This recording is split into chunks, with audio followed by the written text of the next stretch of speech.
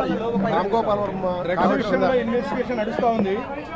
దాంట్లో భాగంగా రామగోపాల్ వర్మ అనే సీనియర్ డైరెక్టరు సిట్ టీమును కానీ ఎక్సైజ్ డిపార్ట్మెంట్ని కానీ కించపరిచే విధంగా ఆ యొక్క ఎంక్వైరీని ఇన్వెస్టిగేషన్ని ఆటంకపరిచే విధంగా మరి అతను మాట్లాడుతున్నారు. అది మేము రిటైర్డ్ ఆఫీసర్స్గా మేము ఇదివరకు కూడా దీంట్లో డ్రగ్స్ విషయంలో కూడా చాలా కేసులు డీల్ చేసాం మేము. కానీ ఈ విధంగా ఎవరు మాట్లాడలేదు. ఇతను మాట్లాడిన మాటలు ఏంటంటే ఇవి అబ్స్ట్రక్షన్ ఆఫ్ డ్యూటీస్ కింద వస్తాయి మా ఆఫీసర్లకి. దాని సెక్షన్ 50 కింద రామగోపాల్ వర్మ మీద కేసు అయిపోవడం జరుగుతుంది.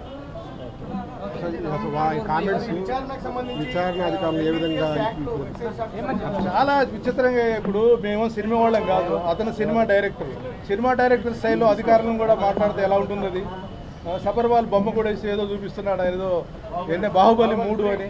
చాలా అభ్యంతరకరం. మాకు చాలా ఆయన మాట్లాడే మాటలు దాని అబ్స్ట్రక్షన్ ఆఫ్ డ్యూటీస్. అది ఆఫీసర్లే కొట్టక్కర్లా తిట్టక్కర్లేదు, మాటలు చాలు. ఆ మాటల్లో మేము హ్యాబిట్స్ పోలీస్ స్టేషన్ కానీ మా ఎక్సైజ్ పోలీస్ స్టేషన్ కానీ ఫైల్ చేస్తాం సాయంత్రం. డెఫినెట్లీ అతను అరెస్ట్ చేసే అవకాశాలు కూడా ఎక్కువగా ఉన్నాయని తెలియజేస్తారు. ఏమని ఫిర్యాదు చేయనున్నారు? ఏమిటి ఆయన ఏం మాట్లాడి అదే ఇన్వెస్టిగేషన్ టీంకి వ్యతిరేకంగా మాట్లాడుతున్నాడు. అబ్స్ట్రక్షన్ ఆఫ్ డ్యూటీస్ కింద వస్తుంది. అందుకోసం వాటిని దాంట్లో ఇది లైబుల్ ఫర్ పనిష్మెంట్. నేను ఇదివరకు రాయలసీమలో ఒక కడప జిల్లాలో పనిచేసేటప్పుడు ఒక అతను మీరు ఏం చేస్తారు సార్ అన్నాడు. నేనేం రాయలేదు, ఒకే వాక్యం రాశాను. ఏం చేస్తారు సార్ అనే దానికి 3 ఏళ్ల జైలు శిక్ష పడ్డాను.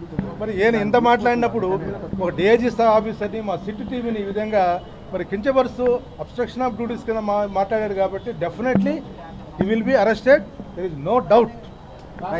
శిక్ష పడే అవకాశం. మీకు ఎక్సైజ్ డిపార్ట్మెంట్ అంటే కనపడట్లేదు ఆయనకి, ఇది ఒక డిపార్ట్మెంట్ అనుకుంటున్నారు.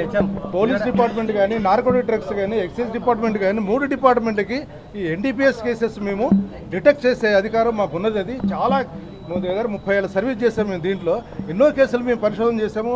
దాంట్లో శిక్షలు కూడా పడ్డాయి. ఇది మాకు కొత్త కాదు దీంట్లో.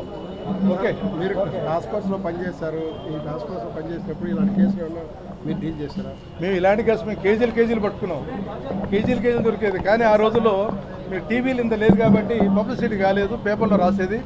మేము ఫోటోలు కూడా దొరికేవాళ్ళం కాదు. మేము మఫ్టీలో కనపడేది, కేసు డీల్ చేసేది, అరెస్ట్ చేసేది, వెళ్ళిపోయేవాళ్ళం.